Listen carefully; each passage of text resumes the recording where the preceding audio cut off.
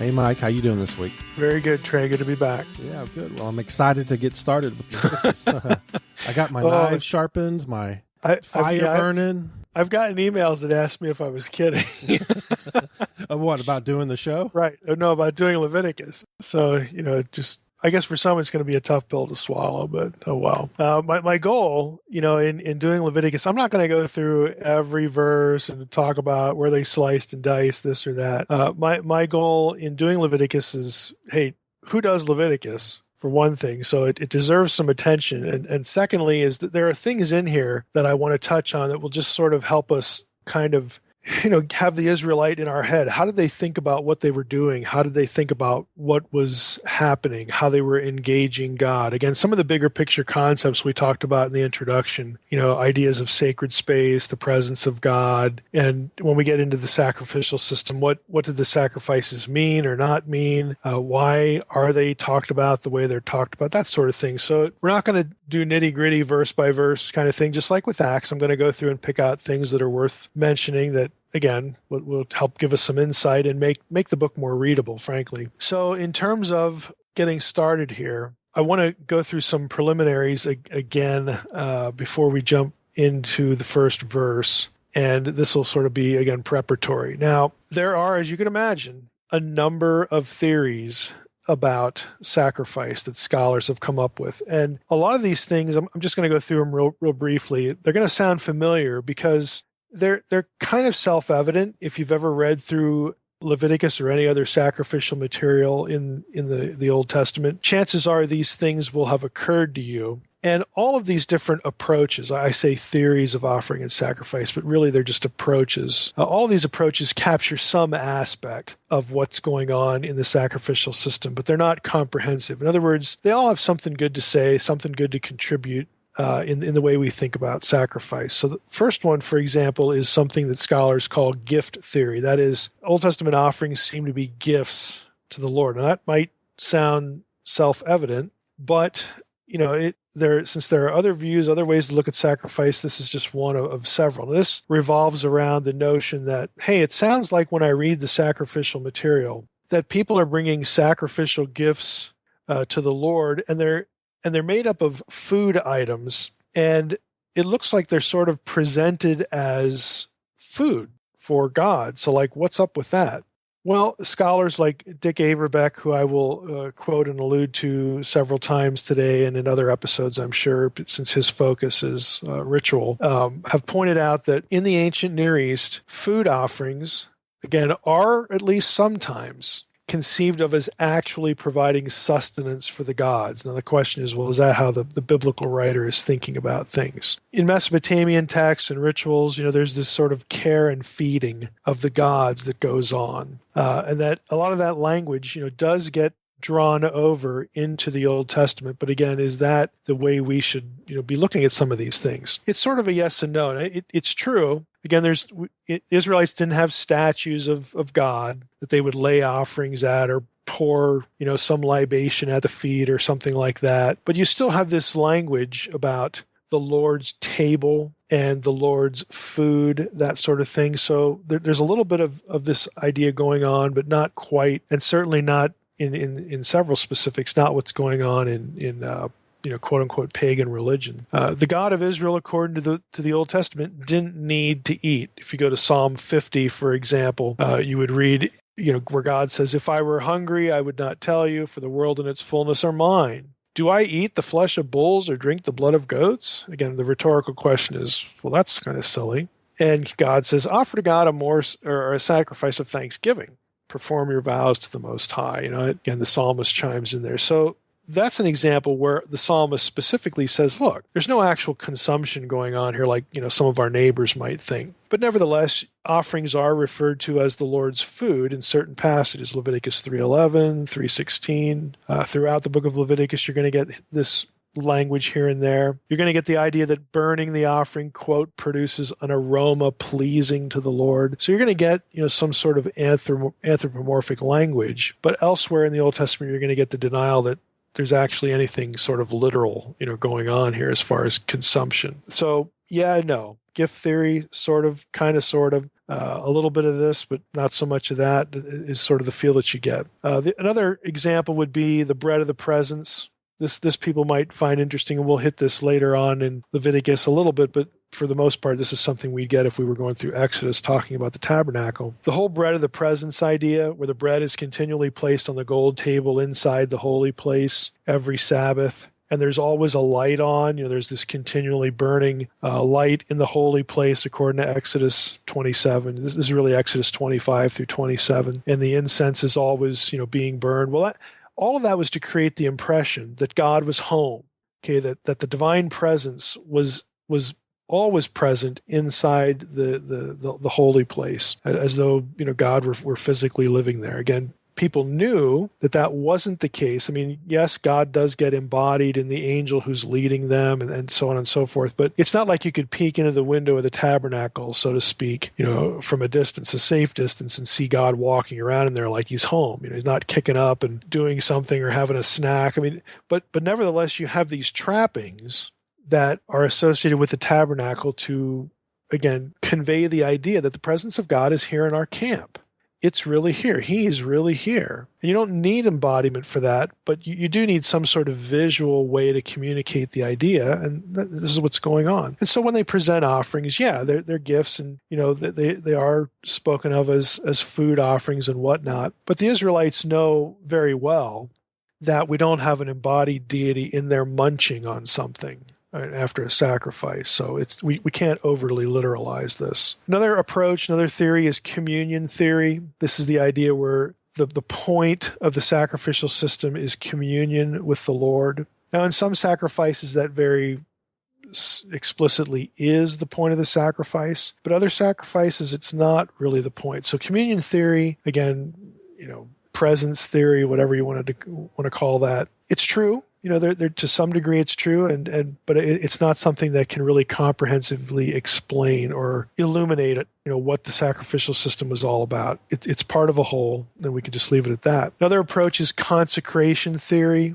In some Old Testament passages, it seems the primary reason for bringing an offering was to consecrate someone or something to the Lord, to sanctify it, to give it sacred status, to make it holy, to take it out of sort of the common realm and put it into the sacred realm. Leviticus 10:10 says you must distinguish between the holy and the common. That idea.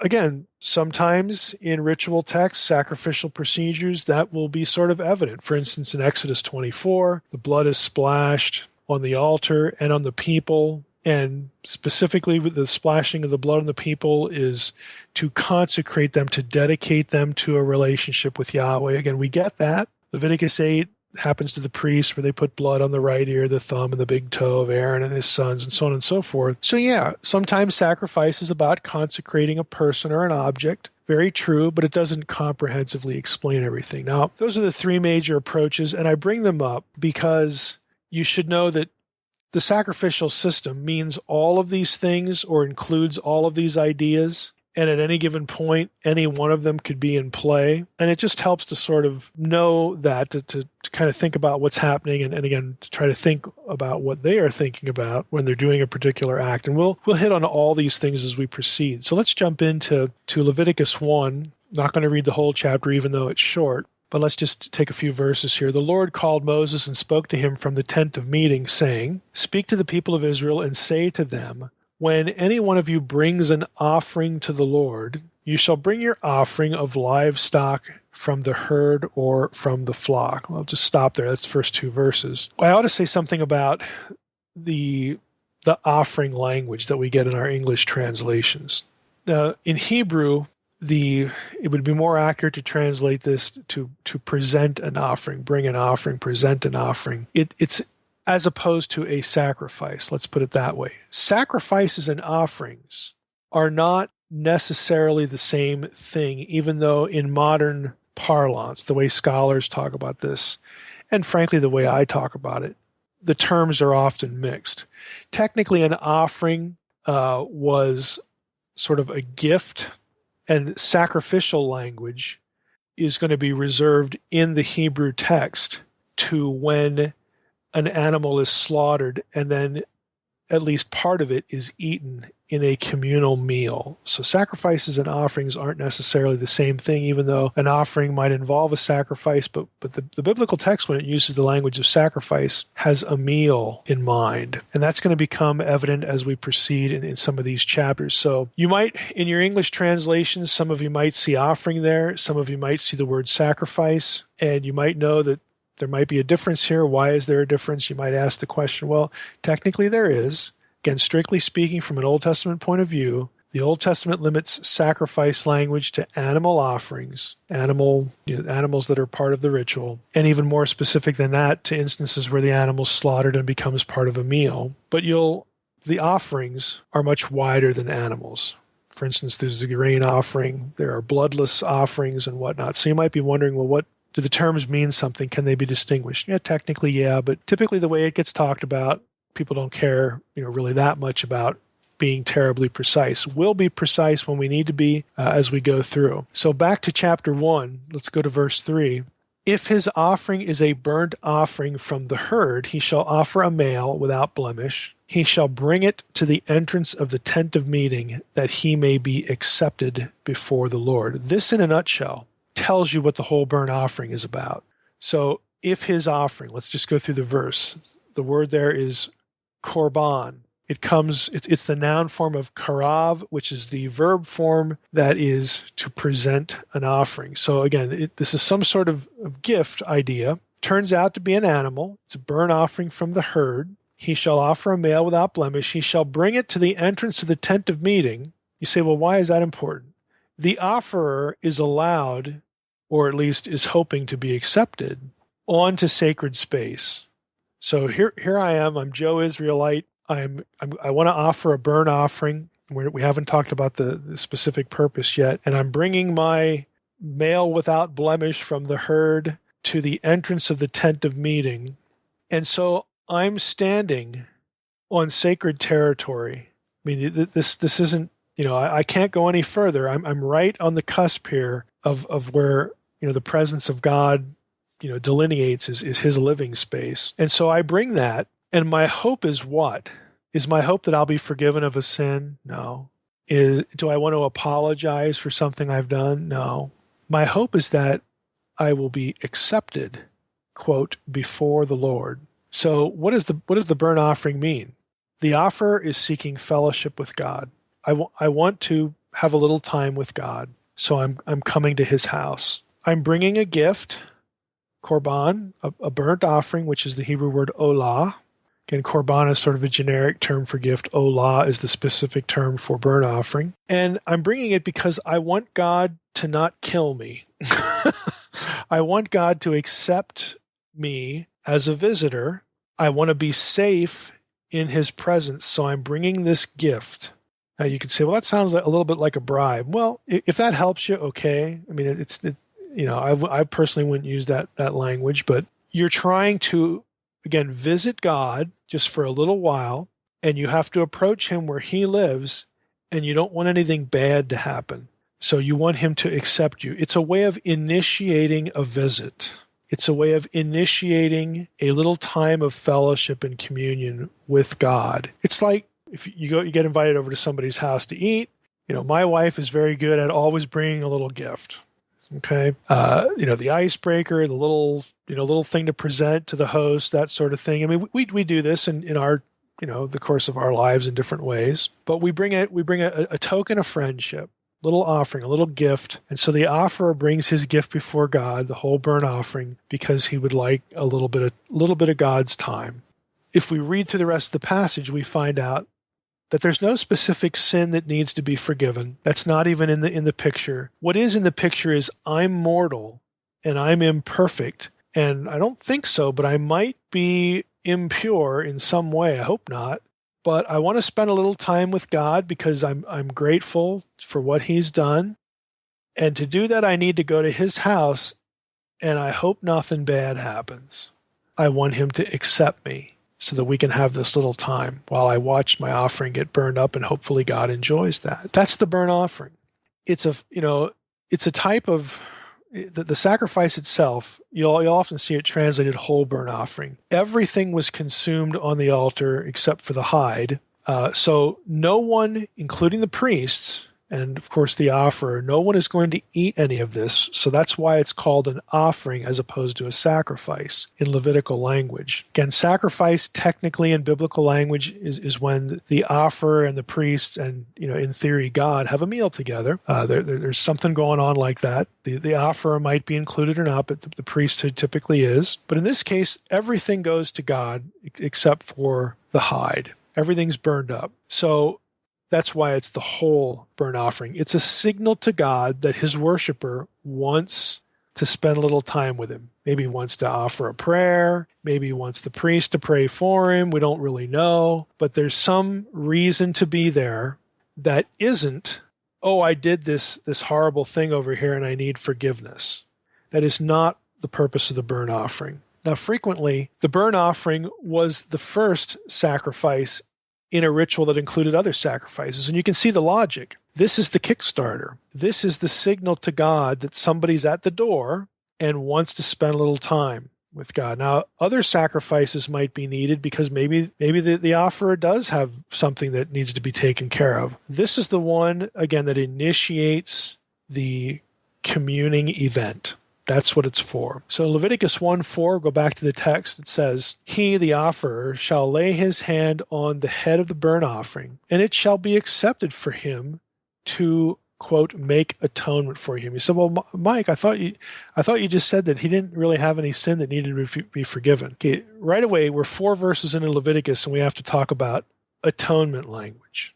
Again, you're used to me saying things that, again, you don't hear in church, so here's another one. Atonement language in your English translations, especially in Leviticus, but in lots of other places, doesn't mean what you think it means. Okay? It's not necessarily about forgiveness. It has a broad range of semantic possibilities, the Hebrew term that's underneath this one, where it's rendered atonement. So don't think that the offerer has a specific sin to be forgiven, because we're going to keep reading and find out that isn't the point. So he shall lay his hand on the head of the burnt offering. It shall be accepted for him to make atonement for him. Then he will kill the bull before the Lord. And Aaron's sons, the priests, shall bring the blood, throw the blood against the sides of the altar, that is, at the entrance of the tent of meeting. Well, wait a minute. Guess what? The blood isn't applied to the offerer. In the sacrificial system of Leviticus, the blood is never applied to the offerer. Sometimes it gets applied to the priest, but again, this whole notion that we have of sacrifice because we filter it through Jesus, how the blood of Jesus is applied to us to take away our sins, that isn't what's going on in Leviticus. Okay, there's a disconnect there, and so we need to talk about some of the language here. Verse 6, then he shall flay the burnt offering, cut it into pieces, the sons of Aaron will put it in the fire, and arrange the wood, and it goes up in smoke. Around verse 9, it's a pleasant aroma to the Lord. And then from verse 10 on, I'm not going to really worry about that, because if he doesn't have a bull, then if it's a sheep or goat or a bird or whatever, different kinds of things you could bring for the burnt offering. Okay, I want to stick here to the meaning of the burnt offering. So let's go back to verse 4. He shall lay his hand on the head of the burnt offering. Now that symbolic act, we think typically sort of transfers something to the animal. Again, that is not what they're thinking. This symbolic act served to designate the animal as a sacrificial victim for the specific ritual. In other words, this animal, before being brought to the tent of meeting, was common. It was one of a bunch of animals, but now it's being designated, it's being consecrated for sacred use. Okay, designating this specific animal is now belonging to the Lord. It doesn't mean I'm transferring now through some mystical way my sins onto this animal. Again, that isn't the point. We're going to see something closer to that in other places in Leviticus, but it's not the point right here. So the act should not be interpreted as, again, indicating some sort of transferal of guilt or transferal of impurity to the animal. There's no guilt in view here. The offerer is just bringing a gift to seek access. He's not asking for forgiveness. Now, the next line says, it shall be accepted for him to make atonement for him. And here's where we have to get into atonement language. Now, the context is the olah. Again, if you read through the whole chapter, and it's chapter 1 is about this one sacrifice, you will not read anywhere in the chapter that there's any need for expiation of sin. Okay, that's one thing.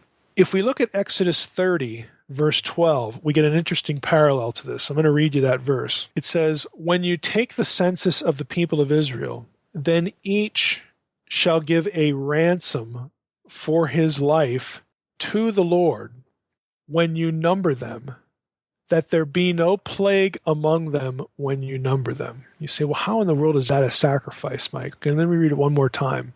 The Lord says to Moses, "When you take the census of the people of Israel, then each shall give a ransom for his life." The word there is kopher. It's the same word back in Leviticus 1:4 for atonement. Okay, there it's the verb, kippur. Kopher, kippur, it's the same consonants. So back to Exodus 30:12. "When you take the census of the people, each shall give a ransom, a kopher, for his life to the Lord when you number them, that there be no plague among you when you number them." Well, again, in the context there, it's a census. It's not about cleaning up a lot of sin on a lot of people.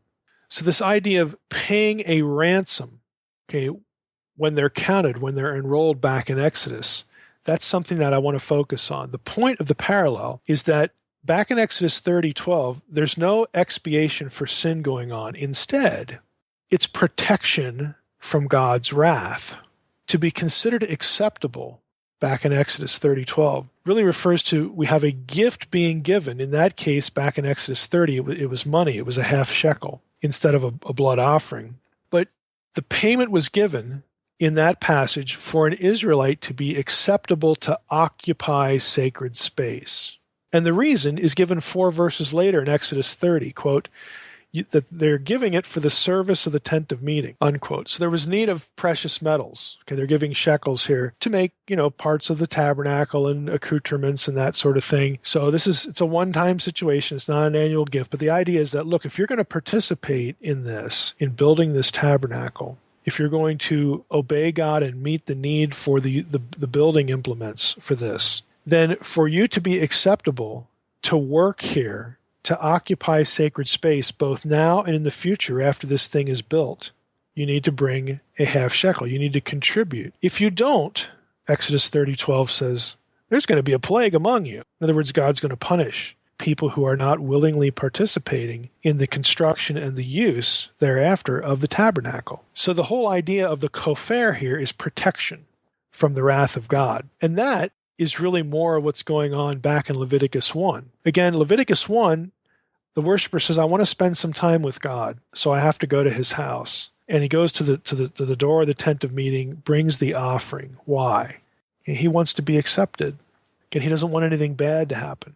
He wants to, again, initiate that relationship. And you do that, you signal to God that you're there and that you want some of his time. And if you bring the acceptable sacrifice, you'll get that time. You'll get your need, whatever it is, taken care of. Now, what does it teach people? The burnt offering, the whole burnt offering, didn't teach any Israelites about you committed a sin and here's what to do. What it taught Israelites was that proximity to God was dangerous. I mean, it was a fearful thing. Proximity to God was inherently dangerous for both the worshiper and the priests, frankly. Even if there had been, there's no particular offense committed to that point, if you do something the way you're not supposed to do it, and you knock on God's door, the quote unquote, there's going to be hell to pay. I mean, there's going to be a plague, like back in Exodus 30. There's something bad is going to happen. So God does it this way, insists on this to teach a very simple lesson. You're not me. You're not fit to occupy the space that I live on unless I accept you, unless I embrace you. Otherwise, what you're doing is really dangerous. Again, it's a way to protect the worshiper from divine wrath. Now, again, back to the whole atonement thing. I want to say a little bit more about this. And if you don't remember it, fine. If you're not taking notes, fine, because we're going to hit this in other passages. But again, when we see atonement in our English translation, we think that there's a sin issue. Again, what I'm saying is, in this particular instance, that is not the case. And in many particular instances, that is not the case. Part of the problem is that there are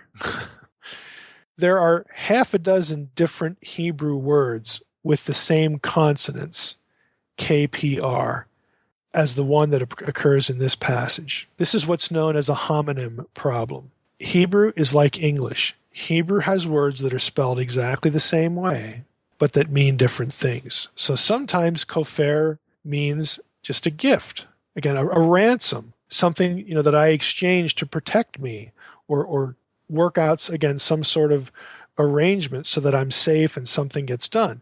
That's one of 4 nouns that are spelled the same way in Hebrew, kofer. If you actually look this up in a lexicon, the one that occurs in Leviticus 1:4 is labeled kofer 4. It's the 4th one. So what I'm saying is, for those of you who attempt some original language research in your Bible study, you can't assume, and hopefully you have better tools than a Strong's Concordance. I mean, if that's all you've got, you need to move on. You need to move on to something better, because you need a resource, a lexicon that's going to list out the homonyms for you. Because you can't assume that the Hebrew word you're looking at in a primitive tool like Strong's always is the same word where those 3 consonants occur. In many cases, it's not, right? It just isn't. Hebrew's like English. Again, English has homonyms. So does Hebrew. And this word is one of them. So in some cases, it's just not going to mean what you think it means, and you can be easily misled in your translation. Now, in a basic sense, the verb kippur means to purge. Okay, we're going to hit other passages where the atonement language of your English translation is going to point to one of the verbs. Again, there are 6 different KPR words in Hebrew. 4 of them are nouns, 2 of them are verbs. Occasionally, we're going to hit a verb that does have something to do with taking care of an offense or a sin. And again, when we hit those, I'll return to this discussion. I'll tell you which one it is, and we'll talk about what the meaning of the passage is. But in many cases, when the verb is used, it means to purge. It comes from an Akkadian word, kupuru, which means to wipe clean. So that's significant because of things that we'll run into in Leviticus and other places in the Old Testament. For instance, the verb is used a lot with respect to the tabernacle and the altar. Again, to purge the tabernacle, to purge the altar. Okay, what I hope you're seeing is that when this atonement language that you are familiar with, if you've ever read through Leviticus, or, God forbid, heard a sermon on Leviticus, and you've been told that this refers to cleansing the offerer of sin, be very careful. Look at what the direct object is. And in many cases in the English translations, it will completely obscure it for you. So try to use an interlinear. Reverse interlinear, like in Logos, is a great idea here. But in many cases, the blood of the offering will be used to purge the tabernacle, purge the sacred space, to purge the altar, to purge this or that vessel.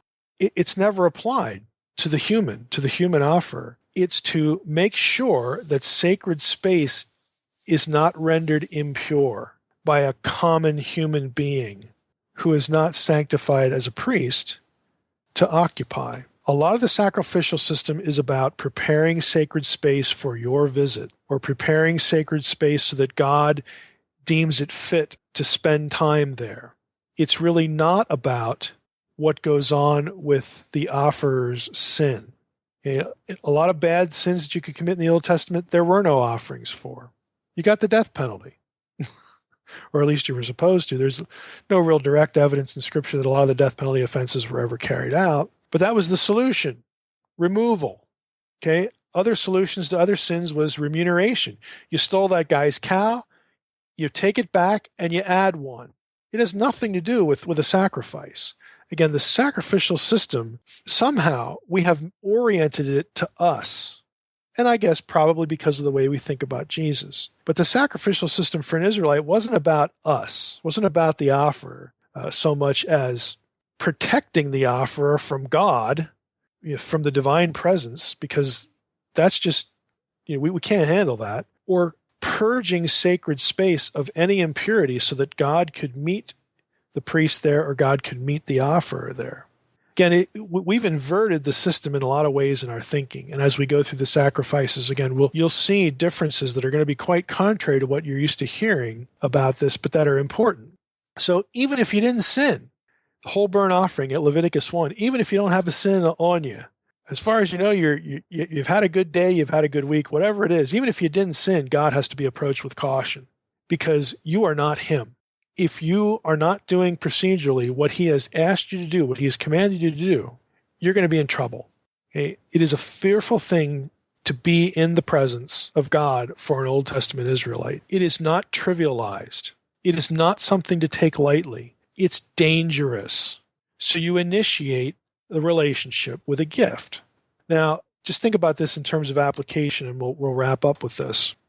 In what I just described, would you want to live under that? I mean, I wouldn't. I mean, if I have to be so conscious of what I'm doing just to go meet with God, even through a priest, that I could get hurt, or it could launch a plague, or I could wind up dead, or somebody else, it would cost them their life. I mean, that's just crazy. That's frightening. Now think about that, and you think about what the New Testament says about how God can now be approached. How are we supposed to approach God now? Boldly. Okay, Hebrews 4:16. Let us then with confidence draw near to the throne of grace, that we may receive mercy and find grace to help in time of need. In other words, I don't have to go up to the door and meekly knock and say, boy, I hope this gift is good enough or else I could die. Again, we don't have to think of things that way. And think about, again, what the New Testament says. If you're a Jew, think about what a New Testament Jew in the first century, who knows what the sacrificial system was about, even though they didn't have a temple for a while. Now they have, Herod's temple. And so they have some cognizance of what's going on here, about how people talked about Jesus when they're used to this fearful kind of system. And they can read examples in the Torah of people dying when they do things wrong. I mean, you look at another verse, Ephesians 3:12. Paul says, in whom we have boldness and access with confidence through our faith in him, to approach God. That is not how your typical Jew looked at this. And so Jesus comes along, and a Jew hears the message of the cross, the message that, hey, this was your Messiah, died for you, forgive your sins, and so on and so forth. And now you can approach God individually and boldly. That was news.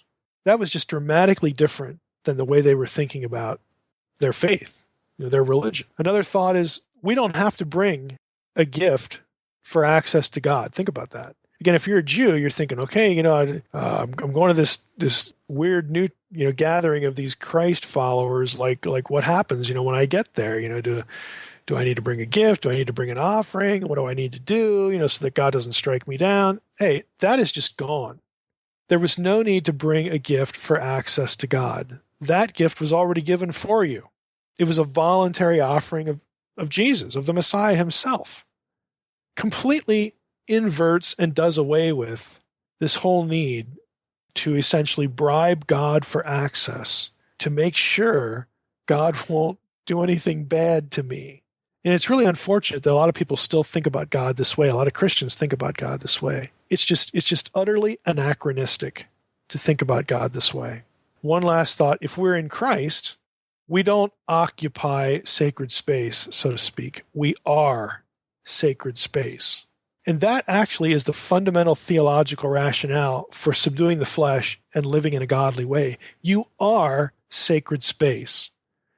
For instance, it's Paul's rationale for why you shouldn't, commit fornication, why you shouldn't eat meat, that was, again, taken directly from a ritual. It's okay if it was in the marketplace, but you don't associate yourself with the ritual of the meat at Corinth. Why? Because then you enter into fellowship with devils, and you can't have fellowship with God and fellowship with beings who are less than God and hostile to God. You can't do it because you are sacred space. Know ye not, Paul says, that you are the temple of the living God. Okay, you have the Spirit, the very presence of God that was in the Old Testament, indwelling in you. Now, again, it would be easy for me to launch into a bit of a mini tirade here about how we do church. Again, how we do church is so focused on us that, honestly, for somebody like me who, I try to shut it off, periodically. But there are places I've gone, churches I've gone into that it is so focused on the person, on the felt needs, or whatever it is, that it's just kind of sickening because we've lost any sense. I'm not saying we need to go back and treat our churches like the tabernacle and we got to be careful where we walk and all that kind of stuff, okay? Because we are sacred space. What I'm saying is we have lost any sense of our gathering as being a sacred gathering. It's noisy. It's lots of running around. It's frankly some crazy stuff. I mean, I could tell you stories. It's hard to believe sometimes what happens in church. And we have lost just about all sensibility to anything like this. And again, I'm not suggesting that, hey, the solution to this is let's go build a tabernacle and act like we're in the Old Testament. That isn't the point. The point is it would be nice to remember that, the way I behave matters because I am sacred space. And when Christians gather together, Paul said individually we are the temple of the living God, but he also said in Corinthians that you, plural, you collectively are the temple of the living God. What we're doing here should in some way convey some seriousness, some thoughtfulness to the presence of God. How do we behave differently here than any other place? Because if we behave differently here, that helps us at least remember the presence of God. I mean, very simple things like this. I'm grateful when I see it. This is why, again, this is sort of freebie. In my experience, people who have left what we might call evangelicalism and have gone into like Eastern Orthodoxy, or even back to Catholicism or something like that, is that they get drawn in by liturgy because what happens in the service means something. It requires thoughtfulness. There's symbology there that takes the mind of the person in the room, in the church, takes their mind and directs it to specific theological imagery or thoughts or ideas, as opposed to a sporting event. Okay? That's just what the appeal is. And trust me, I understand that. But I have had a number of people say that's what did it for them. And even though they might have a disagreement theologically here or there, I wanted a visit to church to be different from any other place and different in a specific way. So you take this back to Leviticus 1. Again, their problem was a little bit different. It was a little bit to the way extreme. But as we read through Old Testament ritual, don't wrinkle your nose up at it. Don't be repulsed by it. Yeah, I'm glad we don't have lots of blood in the altar and all that kind of stuff too, but don't be repulsed by it. Look at it the way they're looking at it and think about it the way they're thinking about it. And the lessons that it was designed to reinforce, even if you don't have a sin on you, God should still be approached with caution. This is not a normal place. This is not a normal event. It's something that should be considered sacred as opposed to common, as opposed to profane, which that's what profane means, common, ordinary. This shouldn't be ordinary. It shouldn't be like everything else is during the week. It should be different. Even if we accomplish that much in our worship, I think it would be a good thing. And again, I think Leviticus 1 here, the idea of bringing an offering just so you can even start to enjoy or experience the presence of God in some way without getting hurt is really a good lesson. Mike, I'm curious, how much of pagan rituals stem from here? I mean, is there any connections to offerings to the lower G gods? Yeah, there were. I mean, when you get into some of the specific terminology, and again, last week, if you remember, we talked about the need in pagan religion to interact with intermediaries. Okay, the main gods, the high gods, were sort of just out of the picture. They could be sacrificed to and venerated, but as far as your day-to-day, quote unquote, spiritual needs, there was this whole intermediate world that you had to interact with. So there is a sense in all these systems of, go back to the approaches to sacrifice, that we are offering gifts. In other words, there's some cajoling or sort of establishing a relationship that's important. We can't assume, we can't presume, we can't be presumptive about how we approach sacred space, whether it's an Israelite religion or some other religion, because the gods have picked this place to inhabit. They have decided to settle in this statue or on this ground to do what gods do. And so we can't presume, we can't be flippant about what we do in these areas, lest the gods be angry. So there is this, again, sense of otherness that is reflected in sacrificial systems elsewhere. The whole, again, bringing a gift, treating it as food, that sort of thing. The communion idea is probably, again, a little less in pagan theory, because there it's more barter. It goes into the logic of idolatry. One of the reasons you built an idol and you performed a ritual to open the mouth, to make it alive, what you were thinking is that the deity is now going to come down here and inhabit it and be localized, so that not only has it chosen to be in this place, but now it's here, and you can essentially do lots of nice things for it, so it does nice things for you. It's more of a barter mentality, as opposed to the Old Testament. Yeah, we have a tabernacle, we have a holy place, and God is at home, that kind of thing. But God can come and go as he wants. God is not isolated to this place. God has specifically said, you're not going to make anything an idol, because I'm not going to be beckoned, right? I'm the one choosing to be here or not. You're not going to build this thing and beckon me here. And I just don't respond that way. And I can do for you, I can bless you or punish you no matter what is going on here. I'm giving you a means to know that I'm here and to approach me. But the terms of our relationship are laid out in this covenant that I have made with you and only with you.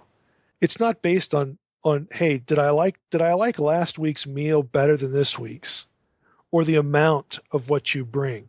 What God wants, again, just like we read in Psalm 50, come to him with thanksgiving. Come to him with gratitude.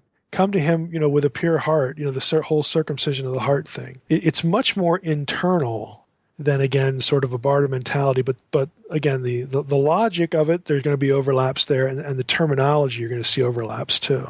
Yeah, that's interesting that, they say a pleasing aroma to the Lord. That's a fascinating concept to think. Right. Well, people would imagine, especially if it's a meal, I mean, you still get it here with the burnt offering, because even though it wasn't technically a sacrifice because there's no meal, the imagination or the imagery was that God is there because it's his house. God is there, and he's enjoying, the scent of the meat, being burned. He likes it. It's also why incense was used. Incense was used so that the place didn't stink of carcasses and, internal organs and poop and all this other stuff. I mean, this is a mess. When you're dealing with animals and animal remains and whatnot, incense was used, again, to make it pleasant, again, for everyone concerned. And again, it was imagined that this is what God wanted too, because it was pleasing to us, as opposed to this offensive odor over here. So there was that, and also because incense wasn't used in other places. So when you got near sacred space, it smelled different. It let you know. It was another sensory way of letting you know that I'm leaving the common and I'm approaching the uncommon, again, the sacred area. Is there anything to the actual location of the altar, as far as they had to kill it on the north side and they had to throw the blood against the sides of the altar? Is there any? There is a little something to that. What I mean by that is there may be some significance to that in other passages. So my answer at this point would be, we'll wait till we get there. There is something to be said in a few occasions about orientation. Let's just put it that way. But it doesn't show up in a lot of places. All right, then. Well, we'll be looking forward to that.